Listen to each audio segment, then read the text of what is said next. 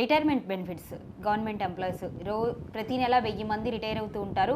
ఇవ్వాలి అంటే 1000 కోట్లు కావాలి, అసలు ప్రభుత్వ ఖజానా ఖాళీగా ఉంది, ఇప్పుడు ఇవ్వడం కుదరదు అన్నారు. లాస్ట్ మంతే ఒక ఎస్ఐ ఈ రిటైర్మెంట్ బెనిఫిట్స్ రాక అనారోగ్యంతో చనిపోయారు. అది అఫీషియల్గా రిటైర్మెంట్ ఎస్ఐ పోలీస్ శాఖలోనే వాళ్ళు అఫీషియల్గా అనౌన్స్ చేశారు. సో మరి ఎందుకు ప్రభుత్వం ఇలాంటిది ఖజానా ఖాళీ, మేము రిటైర్మెంట్ బెనిఫిట్స్ ఇవ్వము అంటుంది? అంటే ఎవరైనా గవర్నమెంట్ ఉద్యోగం కావాలి అనుకునేది రిటైర్ అయిన తర్వాత హ్యాపీగా ఉంటాము అని.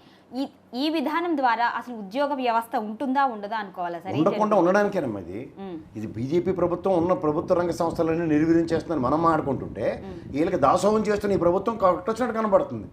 వాళ్ళు ఏమో ప్రైవేటీకరణ అన్న దాని మీద వాళ్ళకి శ్రద్ధ చూపిస్తుంటే వీళ్ళు ఉన్న వ్యవస్థలో ఉన్నోడికి జీతాలు ఇవ్వకుండా ఉద్యోగాలకి రిటైర్మెంట్ బెనిఫిట్స్ ఇవ్వకపోతే చచ్చిపోరా ప్రజలు. మొన్న ఎలక్షన్స్లో కూడా చీటీలు రాసి పెట్టారు కదా బ్యాలెట్ పేపర్లో.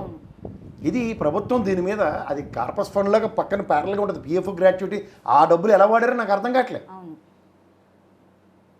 ఇది చాలా ఆశ్చర్యకరమైన విషయం అమ్మా. ఎందుకంటే పిఎఫ్ బెనిఫిట్స్, గ్రాట్యుటీ, తర్వాత వీళ్ళు ప్రభుత్వం నుంచి కన్సాలిడేటెడ్ కార్పస్ ఫండ్ ఉంటుంది దీనికి. దాన్ని ఎలా వాడుతున్నారు వీళ్ళు?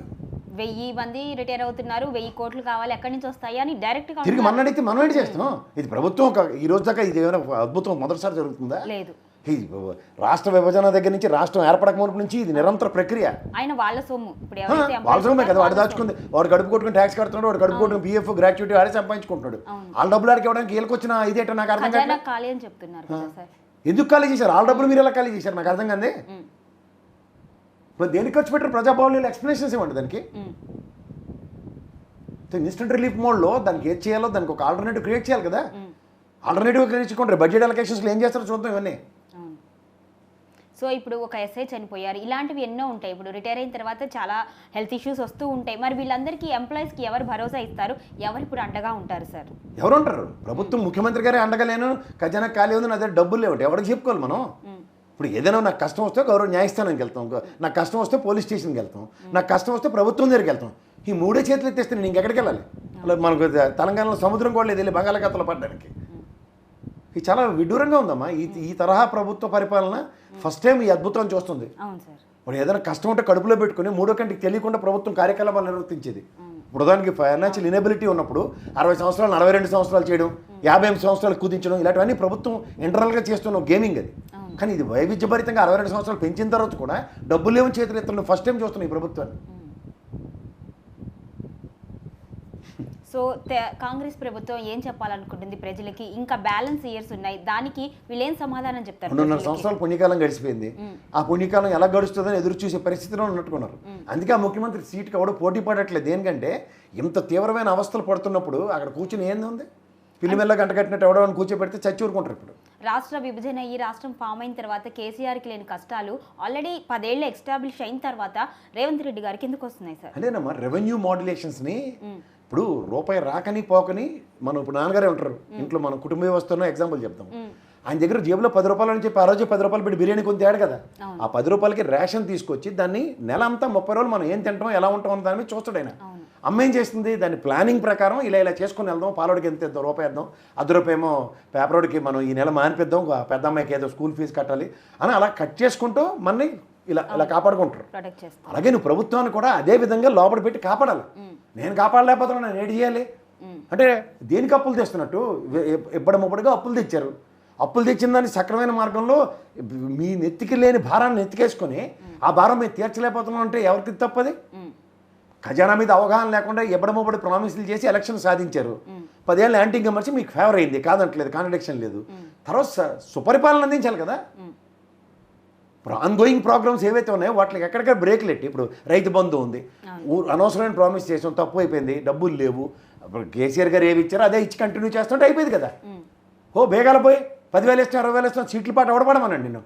ఓ పక్క ఎంప్లాయీస్ది ఈ కార్పస్ ఫండ్లు గత ప్రభుత్వం ఏం చేసింది, ఈ ప్రభుత్వం ఏం చేసింది అని ముందు వెనక చూసుకోకుండా 2.5 ఏళ్ళ తర్వాత చేతులు ఎత్తేసి నా వల్ల కావట్లేదంటే ఇది పూర్తిగా అవగాహన లోపం, అవగాహనతో ఎగ్జిక్యూషన్ లోపం, ఈ రెండింటి సమన్వయం లేనప్పుడు ప్రభుత్వం ఇలాగే గాలి కుదిరేవాల్సి వస్తుంది.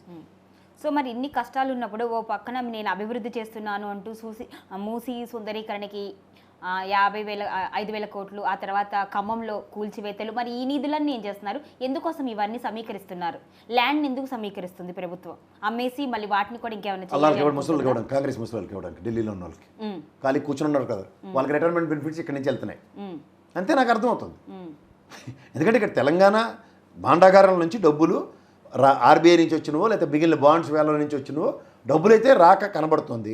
అది డిస్బర్స్మెంట్ కనబట్టలే కదా, ప్రజలకి ఉద్యోగస్తులకి కనబట్టలే, దానికి తగ్గట్టు ప్రజలకి సంక్షేమ ఫలాలు అనట్లే. ఇంక దేనికి ప్రభుత్వం? ఓకే, సంక్షేమాలు ఇవ్వలేము, చేతులు ఎత్తేసారు, తులం బంగారం ఇప్పుడున్న రేటుకి ఇవ్వలేమని చెప్తున్నారు కదా. Okay, we're not contradicting it. కానీ దానికి పారలుగా ఈ బంగారం పని చేయనప్పుడు ఇంకో పని ఏదో చేయాలి కదా.